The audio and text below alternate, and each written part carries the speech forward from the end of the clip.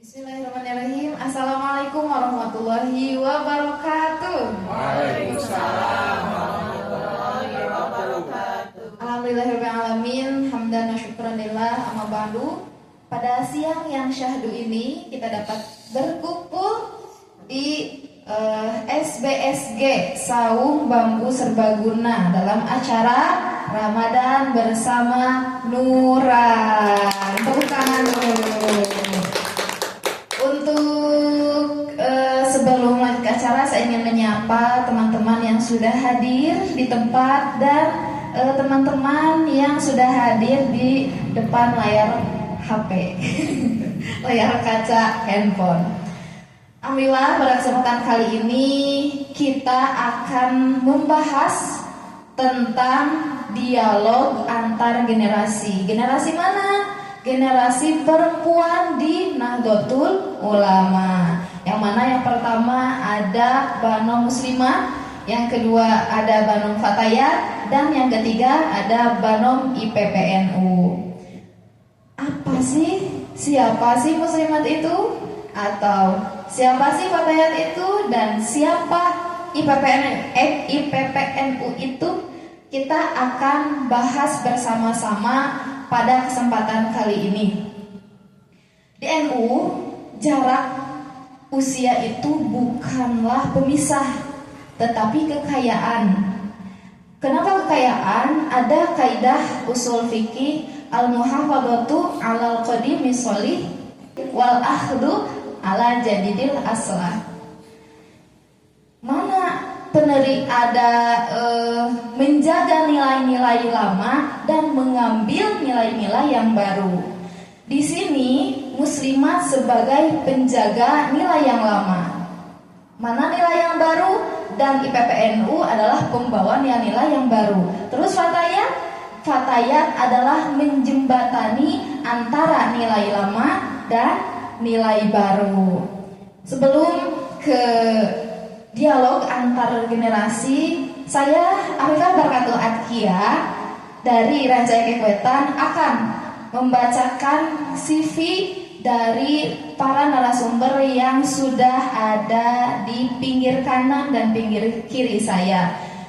Yang pertama dari CV Ketua IPPNU Kecamatan Ranca Ekek. Yang pertama, nama Nisrina Qurratul Aini, tanggal lahir 9 Mei, alamat Kampung Ranca Panjang, status masih pelajar SMA, pendidikan SDN Sukamulya, MTS Al-Islah, SMK Insan Unggul. Pengalaman organisasi, yang pertama ada OSIS, yang kedua IRMA, yang ketiga IPPNU, yang keempat Pramuka, dan yang kelima ada KPP, Ketua IPPNU Kecamatan Ranca Ekek. Selanjutnya saya akan membacakan CV dari Ketua Fatayat NU Kecamatan Ranca Ekek, Teteh Ekawati Nurpatona Supono MPD, Sekolah TK Sandi Putra Ranca Ekek, SDN Ranca Ekek 3, LSTPN 1 Ranca Ekek, SMUN 4 Bandung, S1 Pendidikan Biologi FP MIPA UPI, S2 Pendidikan IPA Konsentrasi Biologi di PPS UNES. Adapun organisasi, yang pertama ada Guru Mapel IPA di MTS Al-Huda Ranca Ekek semenjak 2004 sampai sekarang. Anggota MGMP IPA KKM 09 Kabupaten Bandung, Ketua Majelis Ta'lim Darussalam RW 18 Perum Pesona Ranca Ekek Indah 2017 sampai sekarang. PAC Fatayat NU Kabupaten Bandung sebagai anggota bidang 1, betul. Di PAC Ketua bidang 1 PAC Fatayat NU Ranca Ekek dari 2017 sampai 2019, lalu sekretaris 2019-2024, dan sekarang menjabat sebagai Ketua PAC Fatayat NU Ranca Ekek pada periode 2025-2030. Tepuk tangan untuk para narasumber kita. Namun pada kesempatan yang kali ini ada narasumber yang berhalangan hadir karena sakit. Kita doakan bersama, mudah-mudahan beliau, ibunda kita, Ketua Muslimat PAC Kecamatan Ranca Ekek, mudah-mudahan beliau senantiasa diberi kesehatan oleh Allah Subhanahu wa taala. Amin ya Allah ya rabbal alamin. Sahabat sekalian, berbicara kepemimpinan, beda generasi, beda gaya. Ibu-ibu muslimat bisa rapat sambil ngerujak. Teteh fatayat bisa rapat sambil ngebaso. Dede atau neng-neng IPPNU bisa rapat sambil nyebelah atau sambil kafe dan sambil story di Instagram. Karena perbedaan gaya itu, maka saya ingin berdiskusi tentang bagaimana sih pandangan tentang seorang pemimpin yang ideal. Karena narasumber kita ini dua-duanya adalah seorang ketua PAC. Silakan dimulai dari Teh Eka. Terima kasih Teh Afifah sebagai moderator. Assalamualaikum warahmatullahi wabarakatuh. Sebenarnya kalau ditanya seperti itu, saya ngadek-dek gitu. Ngadek-dek karena merasa, aduh, saya sendiri belum bisa menjadi sosok yang ideal sebagai pemimpin. Tapi mungkin kita kan harus terus belajar ya Teh ya, terus belajar sambil mengemban amanat ketua ini gitu. Ya kita harus selalu mengikuti Rasulullah. Berarti ya pemimpin yang ideal ya pemimpin yang memberikan uswatun hasanah, memberikan keteladanan gitu. Nah, saya pribadi yang mencoba sekuat tenaga gitu ya untuk mencoba menjadi teladan bagi anggota ya di PAC Ranca Ekek yang kecil-kecil, seperti jika terlambat datang di acara diinfokan di grup gitu ya. Kemudian meminta maaf gitu kalau terlambat, mengingatkan kembali acara pukul segini gitu ya. Kemudian mengingatkan diri sendiri berorganisasi di Fatayat, seperti tadi yang kita dengar diskusi Teh Afifah ya bersama teteh-teteh yang luar biasa untuk mendapat ilmu yang banyak. Mengingatkan niat kita berorganisasi itu harus lillahi ta'ala, tidak mencari apa-apa selain itu gitu. Pemimpin yang ideal, pemimpin yang memberikan keteladanan. Dan juga mungkin nyambung tadi dengan Teteh ya tentang gaya memimpin. Ini bagus sekali, justru saya mendapat ilmu dari Teh Afifah tadi tentang Fatayat, manifestasi Fatayat, karena usianya di tengah-tengah antara IPPNU dan Muslimat gitu ya. Jadi ya gayanya juga harus sesuai dengan usia Fatayat ya, yang 25 sampai 45 tahun gitu.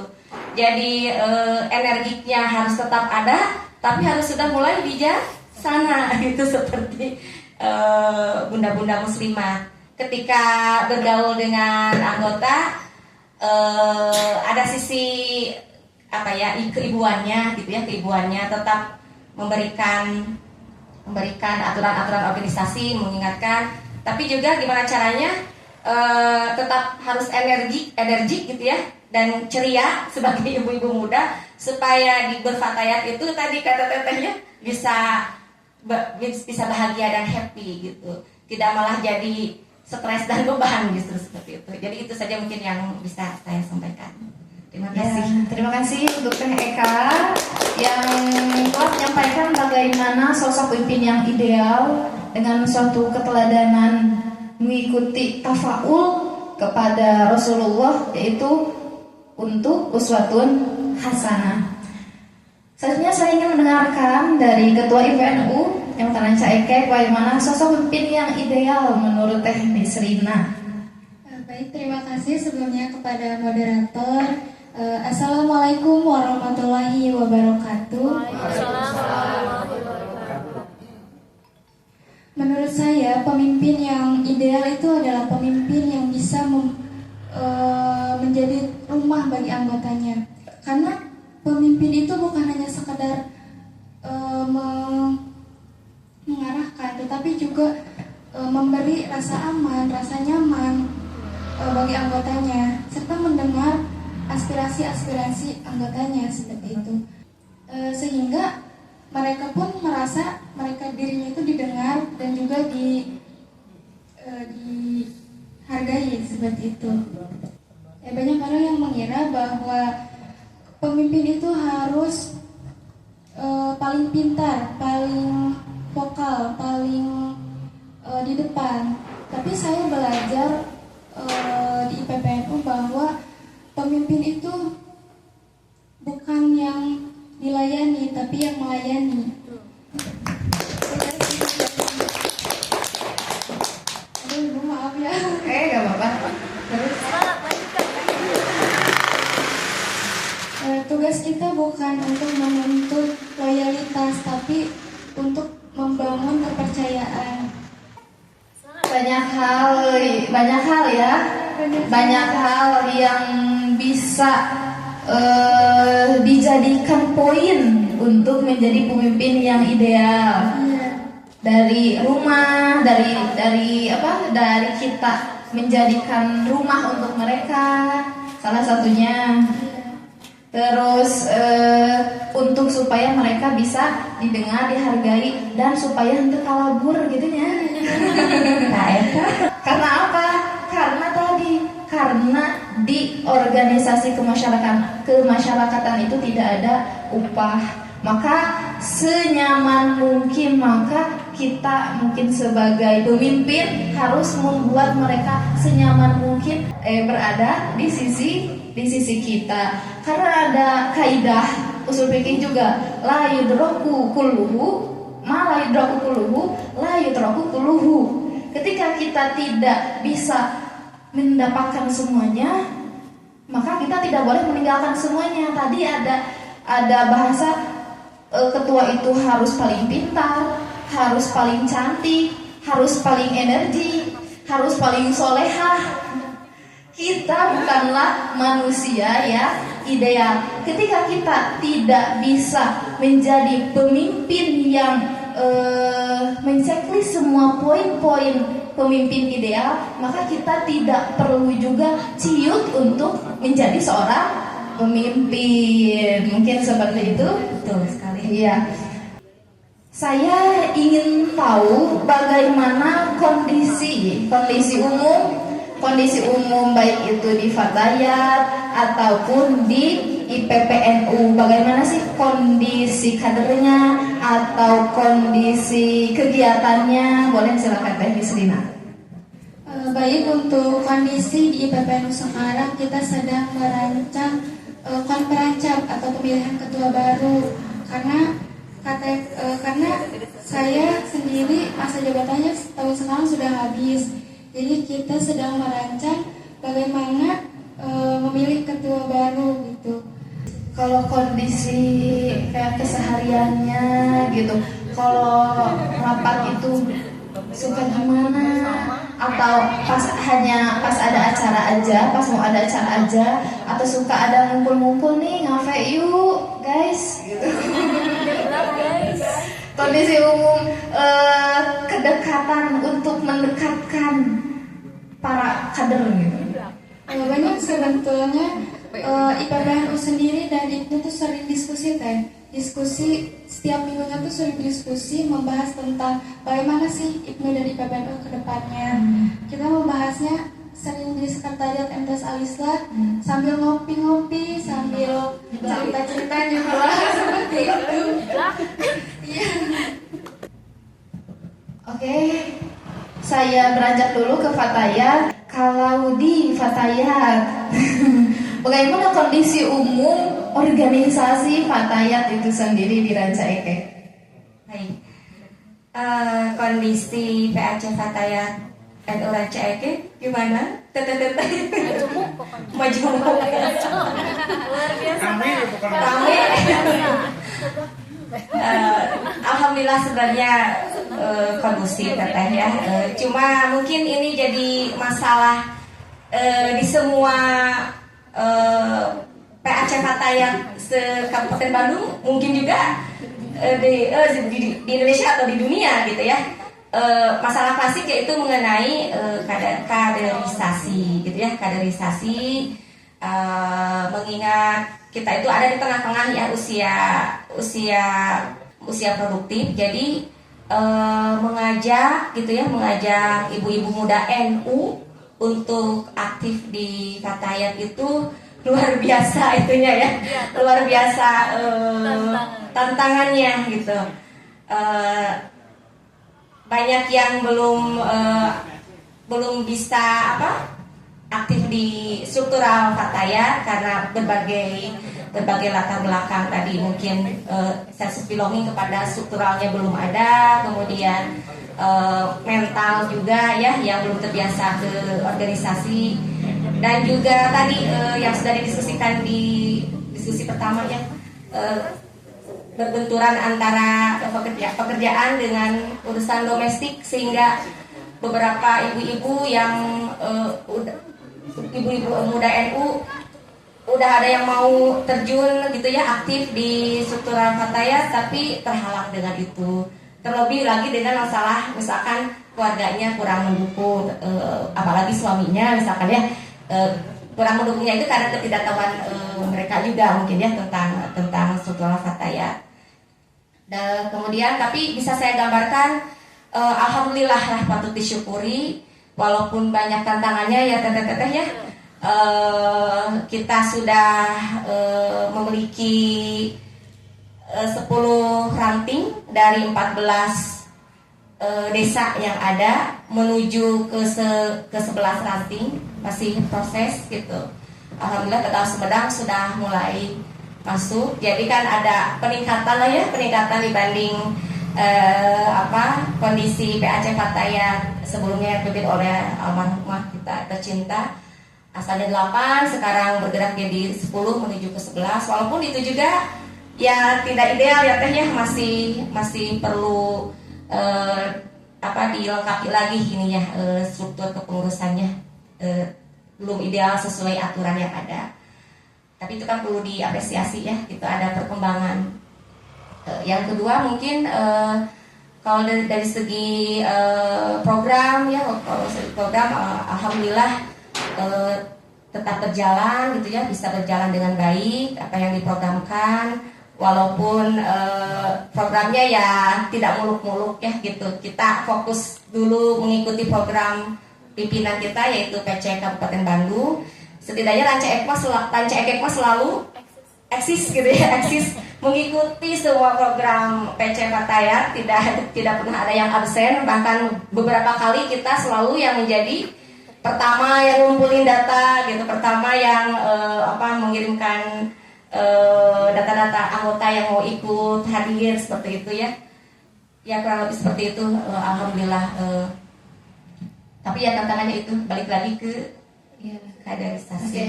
Pasti ada kendala di setiap kita akan menaiki tangga. Aduh luar biasa ini. Mungkin tambahan sedikit ya, ini biar jadi bukan untuk jadi kesombongan juga. Kan kemarin saat pelantikan ada Fatayat Award ya, Fatayat Award tingkat PC Kabupaten Bandung.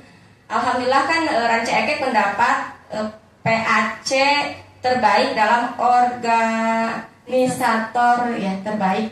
Berarti itu artinya apa teh? Artinya PAC Ranca Ekek bagus itu ya, aktif di dalam memanage organisasi terbaik se Kabupaten Bandung. Tepuk tangan. Ranca Ekek. Saya pribadi merasa banyak tantangannya, enggak banyak kekurangannya, banyak ideal, tapi ternyata malah juara di bidang itu gitu ya. Itu mungkin teh gitu. Baik, kalau untuk program yang tadi sampaikan, program apa aja sih yang ada di Fatayat? Saya dulu mungkin ya. Program di Fatayat ya kita mau tidak mau harus mengikuti aturan organisasi ya. Tadi kan oleh Teh Dokter ya, Teh Dokter Ani disampaikan bahwa di Fatayat ada 7 bidang garapan gitu ya, mulai dari bidang organisasi, kemudian bidang sosial seni budaya, bidang kesehatan lingkungan, bidang politik, advokasi ya. Kemudian bidang teteh sendiri yang memegang kali ini bidang sosial, litbang dan medsos. Kemudian yang paling penting adalah bidang pendidikan dan dakwah. Jadi ya program-programnya harus mengikuti aturan PRT Fatayat NU seperti itu. Jadi kita mengikuti program PC yang mungkin juga program PC juga turunan dari program PW dan PP. Tapi ya kita berupaya mencari dan mencoba ngereyeh program genuine asli PAC Fatayat, tapi tidak melenceng dari aturan organisasi. Karena saya guru IPA, teteh mungkinnya didukung ya oleh sahabat semua. Kita akan concern di bidang kesehatan lingkungan hidup ya, gitu yang sepertinya di PC belum tergarap maksimal. Jadi masih bidang kesehatannya itu untuk fisik aja, tapi untuk lingkungannya itu belum terdengar. Nah, nanti mungkin acara Eke ke sana. Tapi bidang yang lainnya yang patut saya banggakan gitu ya adalah program pendidikan dan dakwah. Kita tiap bulan rutin mengadakan pengajian bulanan dengan kondisi apapun ya, kita ngupus semua ranting bisa berpartisipasi di sana karena di PAC yang lain itu juga kan tidak semuanya punya program itu teh gitu, walaupun harus ada. Iya, kan dari 31 PAC hanya berapa belas kan yang punya pengajian rutinan bulanan. Jadi ya ini patut diapresiasi, kita bisa istiqomah melaksanakan itu. Ya, tepuk tangan dulu. Karena selain istiqomah, alhamdulillah dihadiri oleh tidak sedikit kader, berarti banyak kader yang hadir pada saat pengajian yang diagendakan oleh PAC Kecamatan Ranca Ekek. Mungkin itu kondisi umum dan program-program yang telah dilaksanakan atau yang akan ada dilaksanakan dari Fatayat NU Ranca Ekek. Dan saya sekarang ingin mendengar bagaimana program-program apa saja yang ada di PPNU, dan saya juga penasaran bidang-bidangnya di PPNU apakah sama dengan Fatayat atau tidak. Karena kekurangannya kita SDM pengurus teh, jadi kita belum mempunyai bidang. Tapi kalau untuk program kerja, alhamdulillah kita punya. Tapi memang baru beberapa yang dijalani. Contoh programnya adalah beasiswa. Sekarang kita sedang menjalankan program beasiswa dan alhamdulillah kemarin kita sudah meloloskan 100 lebih mahasiswa di GITEX. Dan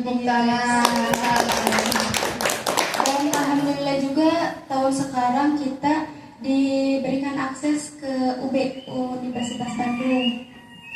Dan untuk program kerja lainnya, kita sekarang Ramadan ini kita ingin melaksanakan ziarah dan ingin mengadakan seminar zakat. Itu mungkin segitu. Sudah terencana ada penelitiannya gitu? Iya sudah. Buat program kerja hariannya juga tadi seperti rapat harian, diskusi harian. Ada juga setiap sesudah Makesta itu ada follow up teh. Jadi gunanya follow up itu untuk menjadikan kader-kader yang sudah memasuki IPPNU itu tidak hentinya belajar di Makesta saja gitu. Jadi kita follow up kembali di follow up gitu. Kalau boleh tahu itu ziarahnya Ramadan kemana? Maunya ke Mahmud. Oh, ke Mahmud. Iya. Iya, bareng sama Fatayat. Kita juga bisa kolaborasi nanti. Iya, nanti ya kedepannya kita collab ya. Biar semakin banyak dan semakin hangat ya antara Banom NU. Mungkin nanti juga bisa sama ibunda kita, ibunda muslimah, boleh di follow up juga, karena yang sering ziarah itu biasanya muslimat ya. Sering gara-gara itu muslimat ahli ziarah. Seurangai. Kalau Fatayat itu jarang ahli ngawaso. Ahli ngawaso kecuali bulan puasa. Untuk selanjutnya saya ingin tahu kendala dari setiap generasi. Kalau tadi sudah dijelaskan oleh Fatayat bahwa kendala dari Fatayat itu berbentur peran. Kalau di IPPNU itu kendalanya apa? Ya mungkin kendala di IPPNU itu yang pertama izin dari orang tua, karena kan IPPNU tuh basisnya pelajar teh, jadi masih kecil-kecil gitu. Jadi kita tuh, susah dari izin orang tua dan juga kendaraan teh, karena kan masih kecil belum bisa gitu ya. Terus SDM pengurus juga masih belum ibu-ibu ya. Tapi insya Allah kita bisa kan semaksimal mungkin gitu. Untuk sejauh ini dari kendala yang ada itu solusinya seperti apa? Kalau untuk izin orang tua biasanya kita tuh sering mengadakan mengadakan ngobrol-ngobrol atau lewat bareng di rumah orang tersebut yang nggak bisa izin gitu. Jadi mamanya tuh tahu kalau organisasi ini tuh organisasi Islam benar gitu, agama. Untuk kendaraan biasanya kita sering menggunakan tebengan gitu ya. Terus tebengan biasanya reptil gitu tadi juga. Terus Orang asal dugi. Terus alhamdulillah juga sekarang kita mau berangkat ke PC udah disediain sama ajengan AA. Masya Allah.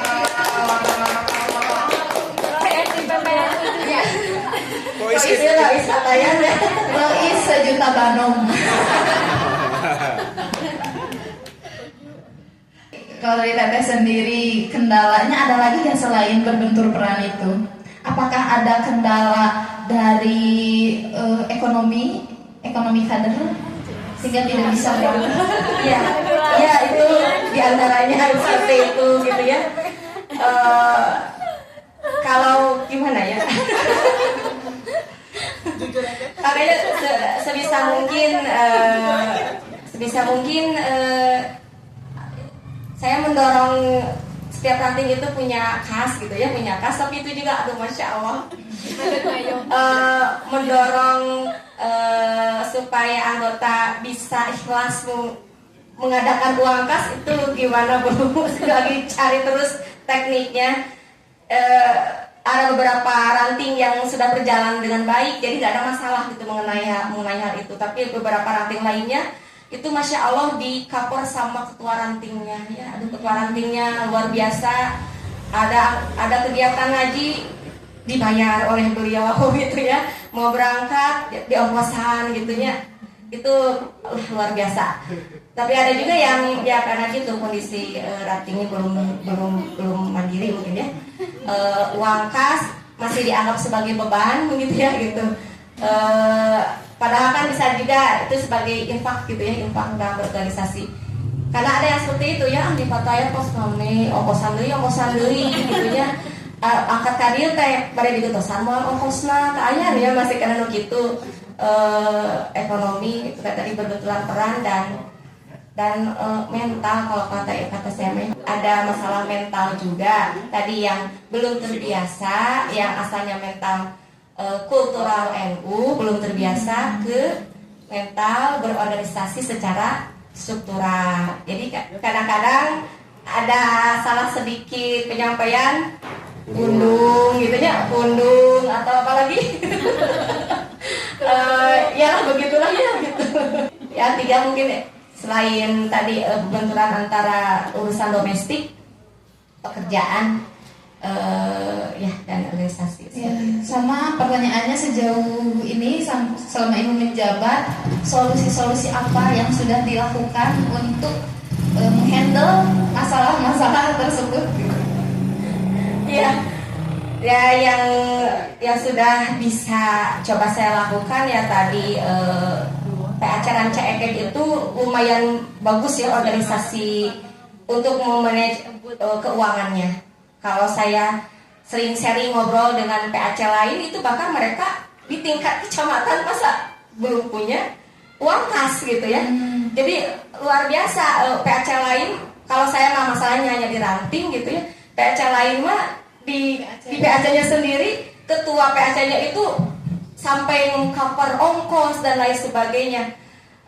Ya kalau yang memang Agni namanya nggak apa-apa gitu ya, sudah passionnya untuk beribadah. Tapi yang belum itu masalahnya, yang belum seperti itu ya kebanyakan masalahnya itu. Ya solusinya ya saya terus mencoba mendorong, memotivasi PAC untuk memanage kasnya dengan baik. Ya, di antaranya mungkin bisa dipercaya itu karena bendahara PAC-nya transparan, melaporkan keuangan, pemasukan dan pengeluaran itu di-share di grup PAC. Saya sebagai ketua tidak memegang uang ya, tapi di bendahara gitu. Jadi apapun itu diinformasikan sehingga mungkin itu jadi kepercayaan dari ranting-ranting untuk tetap konsisten membayar kontribusi uang kas dari tiap ranting ke PAC. Itu salah satunya itu. Yang kedua mungkin ya tadi mendorong juga ranting untuk memiliki uang kas gitu ya, uang kas 5.000 sasasi itu kumacarana biasa berjalan gitu ya. Dari sebisa mungkin dengan kepemimpinan saya, kalau di uang kas PAC ada mah nggak usah lagi ada udunan-udunan ya gitu di cover dari kas PAC. Tapi kalau sudah menipis ya biasa seperti itu ya, ketua NU mah udunan babarengan gitu lah. Seperti itu teh. Ya ini rencananya mudah-mudahan doanya ya Bapak Hajikan Sedayana. Dengan LPNU tadinya saya mau coba komunikasi lagi, ingin punya pokok sendiri gitu ya, collab antara LPNU dengan Fatayat, bisa juga gabung dengan lembaga lain, atau kita berupaya mendorong MWC mendirikan koperasi gitu ya, untuk koperasi, jadi bisa sedikit banyak membantu problem keuangan organisasi seperti itu. Strategi yang cukup bagus ya, dan pemikiran yang cukup bagus untuk mendirikan kemandirian dari organisasi NU itu sendiri. Kalau untuk di IPPNU apakah ada kendala di ekonomi karena melihat situasi kader yang masih kecil tadi, uangnya juga kecil. Iya, apa dari ada uang kas juga atau seperti apa? Di IPPNU sendiri ada teh uang kas per minggunya itu 5.000. Itu dari anggota maupun dari peserta. Dari PK. Kemarin pun bagi-bagi takjil kita memakai uang kas dan kalau bersama Pak Ganusa seperti itu. Oh, alhamdulillah ada. Iya. Kalau 5.000 IPPNU itu per minggu. Kalau Pak saya sebulan. Kenapa berbeda? Karena Pak Layat itu dibagi. Ari IPPNU makan kali namprah. Pak Layat itu kali bagi sangganya pasar. Ari Pak Layat makan kacan kanu putra kahiji, putra kadua, kasuami mungkin kanggo rokok. Ari IPPNU mah kantun nampan gitu, jadi tidak masalah Pak Tayat 5.000 per bulan dan IPPNU 5.000 per hari karena memang beda kondisi seperti itu.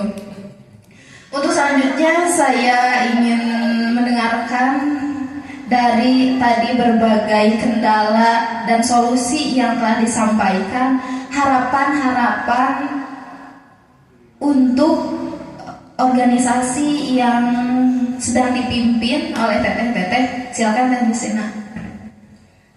Untuk harapan saya untuk IPPNU harus semakin solid lagi ya, karena IPPNU tuh sudah mau kekurangan SDM. Terus jangan sedih, aku ada di samping.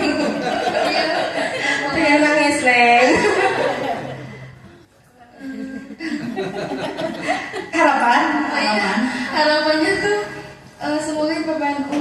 makin berdaya lagi, makin solid lagi, Amin. bareng-bareng lagi. Terus IPNU dan IPBNU makin maju lagi, jangan sampai kalah gitu.